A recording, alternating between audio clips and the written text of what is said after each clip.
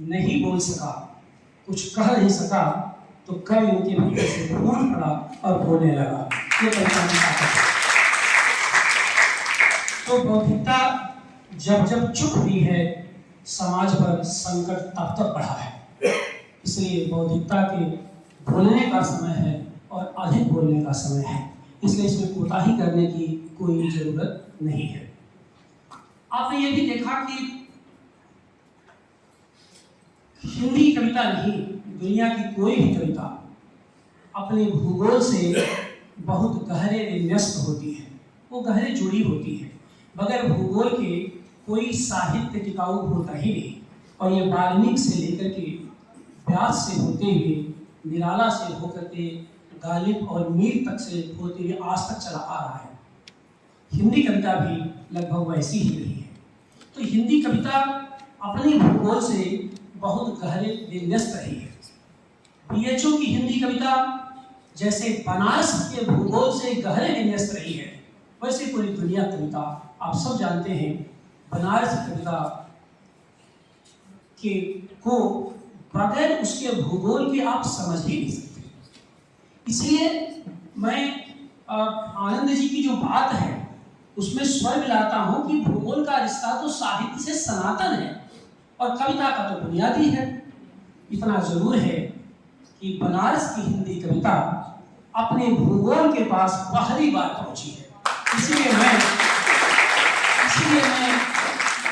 भूगोल विभाग के शिक्षक साथी सरफराज आलम को बधाई देता हूं, क्योंकि इतने वर्ष हो गए काशी हिंदू विश्वविद्यालय में इतनी गंभीर कविताओं के साथ हिंदी के बाहर तो मुझे कोई बनारस में तो नहीं लिखा, और कम से कम 3 दशक तो साहित्य में हो ही चुका सकती। इस नाते मैं इस आयोजन का, इस कवि का और इस संग्रह का बहुत बहुत स्वागत और अभिनंदन करता हूं, इस उम्मीद से कि शायद इस समाज संकाय विभाग से, विज्ञान संकाय संकाय, जो कला संकाय के बाहर के क्षेत्र हैं, उनमें से और भी कविता फूटेगी और शायद सरफराज आलम उसके रोल मॉडल कहीं कहीं बनेंगे। इस संग्रह को पढ़ते हुए गालिब का एक शेर बार बार याद आता है, हुस्न फरोग समाए सुखन दूर है असर, पहले दिले गुदाख्तर पैदा करे कोई। सारी ज्ञान विज्ञान की बातें, सारी सौंदर्य की बातें सब बकवास है। पहले संवेदनशील हृदय तो पैदा करिए, पहले स्पंदित धड़कनों वाला हृदय तो पैदा करिए। यह जो संग्रह है वो संवेदनशील मन को, संवेदनशील हृदय को पैदा करने की प्रक्रिया से जुड़ा हुआ संग्रह है। इस नाते इसका स्वागत होना चाहिए।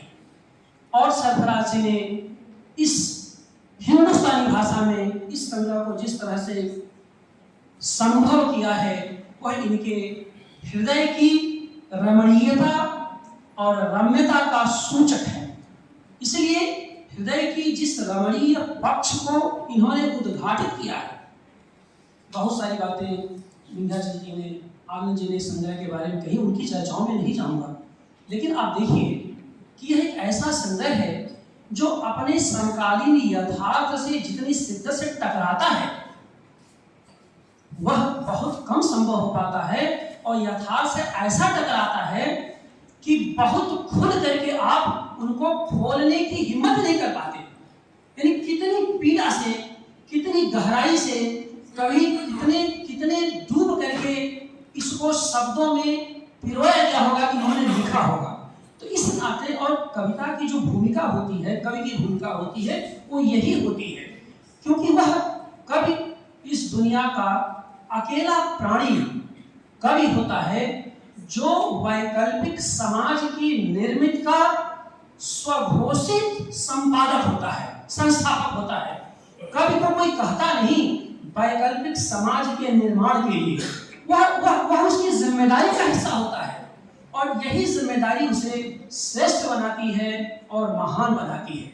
और इस जिम्मेदारी का एकमात्र जो लक्षण होता है हमेशा विशिष्ट को वह व्यापक संदर्भ देता है, हाशियों को आवाज देता है।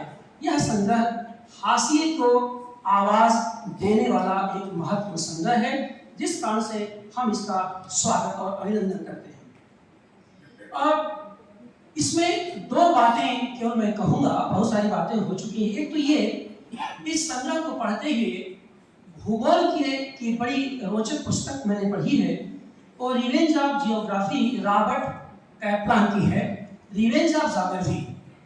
उसमें उन्होंने बहुत सारी बातें की हैं, और यह किताब 2013 में प्रकाशित हुई। उसमें रिवेंज ऑफ ज्योग्राफी में ये बातें बार बार कही गई हैं कि जो बाउंड्रीज, जो सीमाएं होती हैं, वह उसमें आप कह सकते हैं जो नक्शे होते हैं वह स्थायी नहीं होते, परमानेंट नहीं होते। The straight line border on the map may not be permanent, यह उनका कोट है। और बड़ी चर्चित किताब रही है, और भूगोल के बाहर जो ट्रैवलर थे, वो यात्राओं के पथिक हुआ करते थे, उन्होंने किताब को लिखी है। वह जो वहाँ उस पुस्तक में जो गहरा संकेत है उस किताब में, वह बाउंड्रीज की, सीमाओं को समझने की है। यानी जो चिन्ह है, जो संकेत है, जो नक्शे हैं, जो मैप हैं, उनके अंतर्विरोधों को समझने की कोशिश है वह पुस्तक। ठीक 2023 में यह किताब आई है, 10 साल बाद, नक्शानामा। जो रिवेंज ऑफ ज्योग्राफी नहीं कर पाई, वह नक्शानामा दर्ज करता है, यह समझने की बात है। क्यों? क्योंकि वह जो आइडियाज थे, जो थॉट्स थे, उसको जिन्होंने पोएट्री में जिस तरह से ढाला है, कविता में जिस तरह से बदला है, और जिस तरह से कविता में हो करके वे सारी चीजें स्थायित्व को प्राप्त कर रही है, इस कारण भी सरफराज जी हमारे लिए बधाई के पात्र हैं। यही एक बात है कि ज्योग्राफी को आप डेस्टिनी से जोड़ते हैं। Geography is a destiny, but poetry is a destination. Geography आप नियत से, प्रकृति से जोड़ देते हैं, जो दिया है, नेचर ने जो दिया है। कविता कभी भी, काव्य कभी भी नेचर से प्राप्त संसाधनों से संतुष्ट नहीं होता। और इतिहास साक्षी है, कविता का इतिहास। छायावाद से, हिंदी में छायावाद गाने आप सुने होंगे, मध्यकाल की जो भक्तिकालीन पोएट्री है, जो रविदास है, जो कबीर है, जितने बड़े श्रेष्ठ कवि हैं संस्कृत में, भाषा है, वाल्मीकि हैं वगैरह, जो लोग भी आप देखेंगे, कोई भी प्रकृति के द्वारा दिए गए संसाधनों से संतुष्ट नहीं हुआ। हर कवि ने प्रकृति के समानांतर संस्कृत की रचना करने की कोशिश की है। इसी नाते जो साहित्य होता है उसमें कविता समाज से ज्यादा संस्कृत का हिस्सा होती है, और कोई भी कविता जब संस्कृत का हिस्सा बनती है तभी समाज उसे स्वीकार कर पाता है। तो सवाल यहाँ पर यह है कि जब कहते हैं कि geography is a destiny but poetry is a destination, इस बात को खोल के रख दिया है सरफराज ने अपने इस संग्रह के नक्शानामा में। क्यों? क्योंकि यह संग्रह मनुष्य के मुक्ति का गीत गाता है। हर कविता में कहीं न कहीं ह्यूमन लिबरेशन की बात की गई है, मानवीय स्वतंत्रता की बात की गई है, जो बाउंड्रीज की, सीमाओं के आगे जाता है। ये जो सीमाएं हैं, सीमाबद्धता होती है। क्यों? क्योंकि जो कविता होती है ससीम से असीम की यात्रा करती है, और जो बाउंड्रीज होती है वो ससीम होती है, वो बॉर्डर्स होते हैं। तो उनका अतिक्रमण करना, आप देखिए कि जिस विश्व कविता की बात हम लोग करते हैं, जिस रविंद्रनाथ टैगोर को आप याद करें, क्यों याद करते हैं? क्योंकि वो वर्ड पोएट्री की बातें करते हैं। उनके भीतर जो वो इस बात को मानते हैं, उनके साथ हर कोई मानता है कि हृदय की जो विशालता होती है वह उस पक्षी की उड़ान की तरह होती है, जो बाउंड्रीज को नहीं मानता, सीमाओं को नहीं मानता। पक्षी नहीं जानता कि कौन से नक्शे पे रहना है, कौन से नक्शे के भीतर ना, कौन से नक्शे के बाहर रखना है। वो तो उन्मुक्त। तो जो कवि का हृदय होता है, कवि का जो पक्ष होता है, उस मुक्ति का आवाहन करता है। नक्शानामा इसी मुक्ति के आवाहन से रचित है। इस रूप में मैं यहाँ दर्ज करना चाहता हूँ, और एक तरह से कह सकते हैं कि मानवीय उपस्थिति की खोज है। तो आप देखिए कि हर कविता में, ज्यादातर कविताओं आप देखेंगे, नए नक्शे बनाने की जो इच्छा है, आकांक्षा है, जिसमें मजदूर तलाशते हैं, श्रमिक तलाश रहे हैं, जो भटकने वाले लोग हैं उनको तलाशते हैं। नक्शा नवी से बार बार ये शिकायत करते हैं कि ऐसा नक्शा क्यों बनाते हो जिसमें मानवीय गरिमा, मानवीय अस्तित्व के लिए कोई जगह नहीं है। तो एक तो ये पक्ष है जो मैं आपके सामने रखना चाहता हूं, और इसी के दायरे में ये कविता संग्रह स्थापित मानदंडों का उल्लंघन करता है। और ये जान लीजिए यहाँ जो नौजवान छात्र छात्राएं बैठे हुए हैं, साहित्य बगैर उल्लंघन के श्रेष्ठ हो नहीं सकता। इसलिए ये कविताएं सामान्य का, सामान्य मूल्यों का, स्थापित मूल्यों का, नक्शे को लेकर जो स्थापित मूल्य हैं उनका उल्लंघन करती कविताएं हैं, और साथ ही शांति और अस्तित्व के को संबोधित करने वाली कविताएं हैं। शांति और अस्तित्व की तलाश में जब कवि निकला है तब वह इस तरह की कविताएं लिख रहा है, इस तरह का संग्रह वह दे रहा है। तो एक तो ये चीज है। दूसरी बात, और मुझे लगा कि यह जो देखिए जो नक्शानामा है, बिल्कुल विंध्याचल ने एक बात सही कही कि इसको पढ़ते हुए फिरदौसी के शाहनामा से लेकर के बाबर नामा, अकबर नामा और औरंगजेब नामा, तमाम नामाओं की याद आती है। लेकिन याद कीजिए, वे सारे के सारे उनकी आत्मकथाएं हैं, या उनकी कथाएं, या राजाओं की कथाएं, बादशाहों की कथाओं का संग्रह है, जिसमें बहुत सारी अतिशयोक्तियां हैं, बहुत सारे आत्मप्रक्षेप हैं, तमाम सारी चीजें हैं। नक्शानामा थोड़ा अलग है। यह नक्शा नवीस की आत्मकथा तो है, लेकिन नक्शा नवीस कोई व्यक्ति सत्ता नहीं है जैसे बादशाहियत हुआ करती है। यह नक्शा पूरा के पूरा संग्रह, आप सोचिए, ये नक्शा नवीस की आत्मकथा जैसा लगता है, जिसमें उसका आत्मसंघर्ष है। किसी भी नाम, इसके पूर्व के किसी भी नामों में बादशाहों का कोई आत्मसंघर्ष दर्ज नहीं है। उनकी महानता के गीत ही गाए गए हैं, इसमें महानता के नहीं, उसकी विफलता के गीत गाए गए हैं। और आप जानते हैं किस नाते ये बहुत ही नक्शा नवीस की एक तरह की बहुत ही मूर्त आत्मकथा है। तो ये पूरा की पूरा आप देखिए, और इस आत्मकथा की जो संरचना है उसके केंद्र में मनुष्यता के मंगल की स्वर है। तो मनुष्यता के मंगल का जो स्वर है, यही नक्शा नवीस का संवेदनात्मक संस्पर्श है। बहुत सारी कविताएं लोगों ने उद्धृत की, बताई, और काफी और मिलेट भी इसी में एक कविता है। और जब मैं आत्मकथात्मक संस्पर्श की बातें कह रहा हूं, तो जरा ये चार पंक्तियां सुनिए। तुम्हारे नक्शे पर जो गहरी लाल लकीर है, उसी लकीर का अधिवासी हूं मैं। ये नक्शा नवीस कह रहा है, उसी लकीर का अधिवासी हूं मैं। लकीर के एक तरफ मिलेक्ष के नाम से जाना जाता हूं, तो दूसरी तरफ काफिल के नाम से। इस बात को समझिए, कितनी ये शब्द इस कविता में, इन कविता पंक्तियों में कितनी पीड़ा के साथ और कितनी संवेदनात्मक गहराई के साथ आए होंगे। तो यह नक्शा नवीस की आत्मकथा है।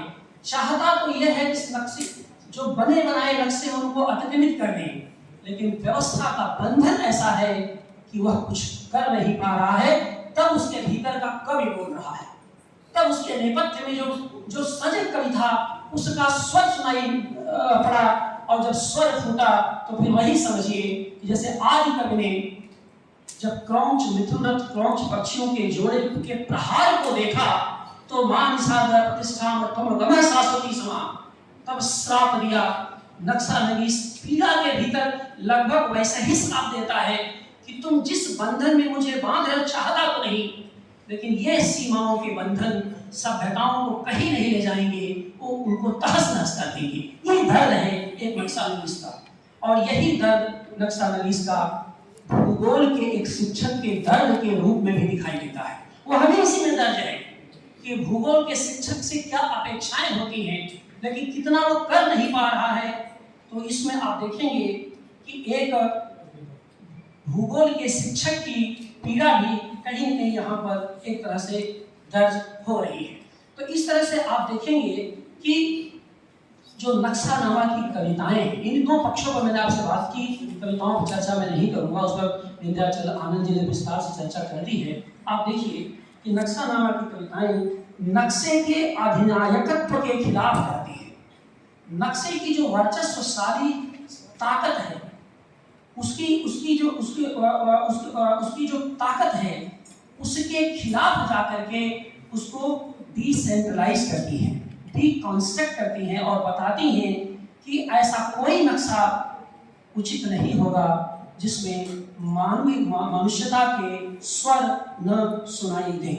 और इसी नाते देखेंगे कि ऐसा एक नक्शा जिसमें समाज का हृदय नहीं धड़कता वो किसी काम का नहीं है। तो एक तरह का सामाजिक हृदय को धड़काने वाला यह संग्रह है कि पढ़ने के बाद ऐसा नहीं कि पढ़ने के बाद आप तुरंत नक्शा बनाना शुरू कर देंगे, लेकिन आप यह जानेंगे कि दुनिया के सारे जो विभाजन हैं, यानी ये जो नक्शे हैं, ये कितने साम्राज्यवादी शोषण के आधार बने, कितने सांप्रदायिक स्वरों के मूलाधार बने हैं, यह आप आसानी से कम समझ जाएंगे। तो कह सकते हैं कि यह संग्रह नक्शे को एक काव्यात्मक विस्तार देता है और अंधकार से प्रकाश की यात्रा करता है। इस रूप में भी आप देख सकते हैं यह संग्रह अंधकार से प्रकाश की यात्रा है। और यह इसी के साथ यह भी कि सरफराज ने कविता में एक जिक्र किया है फरेब का, छल का। कहते यह संग्रह फरेब की जगह फराज माने ऊंचाई का संग्रह है। तो जहां फरेब है, छल है, फरेब के समानांतर फराज की स्थापना करने वाला इनका यह संग्रह है, एक ऊंचाई है। तो जहां पर आप फराज की बात कह रहे हैं वहां पर कोई भी फरेब चल नहीं सकता। और मुझे लगता है कि यही वजह है कि इसमें एक तरह की कविताएं बहुत ही आवाहन परक कविताएं हैं। इन कविताओं की जो विविधता है, जो वेराइटीज हैं, वो बहुत है। इन पर बहुत काम आगे के दिनों में होगा। अभी तो आपके विभाग में शुरुआत हो रही है।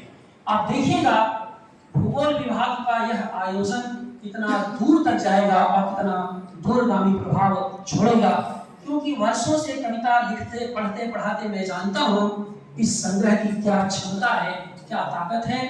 आखिर में जिस पर कम लोगों का ध्यान जाएगा या गया है, एक कविता पढ़कर अपनी बात समाप्त करता हूँ। नदियाँ केवल ये बाउंड्रीज की बातें नहीं है। अब जो मैं पशु पक्षियों की बातें कह रहा था, उनकी उड़ान की बातें कह रहा था, यानी यह पूरा की पूरा जो नक्शा नदी जो नक्शा बनाता है पारंपरिक, वह कवि के माध्यम से उड़ान के खिलाफ है और कवि उड़ना चाह रहा है। आप नदियां एक कविता जरा देखिए, कैसे नक्शों ने नदियों के प्रवाह को रोक दिया है। क्या आप नहीं जानते? यहाँ तो भूगोल के छात्र सब बैठे, शिक्षक बैठे हैं, साहित्य के, विज्ञान के जो भी शिक्षक साथी छात्र यहाँ बैठे हुए हैं। नदियों को बांध करके नदियों के प्रवाह को कैसे रोका गया है, वह भी संग्रह में दर्ज है। यानी केवल स्वीपिंग रिमार्क देकर के भाई ये लाल पीला नीला बाउंड्री से नक्शे, इससे नहीं, कवि का मन यहाँ पर बहुत ही सजग है। और उसकी कविता पढ़ के बाद समाप्त करूंगा। मेरे नक्शे में कई नदियां हैं, कुछ छोटी तो कुछ बड़ी, कुछ पतली तो कुछ चौड़ी, पर मेरे नक्शे की कई नदियों में पानी नहीं बहता। अब मेरे नक्शे की कई नदियों में पानी नहीं बहता। मेरे नक्शे की कई नदियां जो पहले सालों बड़ा बहा करती थी, अब रुक रुक कर बहती हैं। मेरे नक्शे की कई नदियां जो अभी भी सालों बहती हैं, पर वे दूसरे नदियों के पानी से बहती हैं। यानी जिस तरह से बांधों को बांधा गया कि वो भी एक नक्शे के ऊपर ये सब सारी चीजें हैं। इसी तरह से आप देखेंगे कि मंगूराम नाम के छोटे कविता है। गांव से मंगूराम चले गए हैं, मंगूराम शहर चले गए हैं। मंगूराम किसी नक्शे में नहीं है, उनका घर चला गया, उनकी जमीन चली गई, उनकी जायदाद चली गई। मंगूराम लौट के गांव खोजते हैं, नक्शे में मैं कहाँ हूँ? नक्शा कहता है नक्शे में तुम कहीं नहीं हो। तो आप देखिए जो स्थानीय चरित्र है, जो आप प्रकृति है, जो नदियां हैं, जो तालाब हैं, इनको लेकर के बहुत सजगता आई है साहित्य में। यह कह सकते हैं कि यह संग्रह भी उसी सजग नागरिक के संवेदनशील मन से निकला हुआ संग्रह है। और इसी के लिए हम सब सरफराज आलम को आज बधाई देते हैं। बहुत बहुत धन्यवाद। बहुत बहुत धन्यवाद और आभार।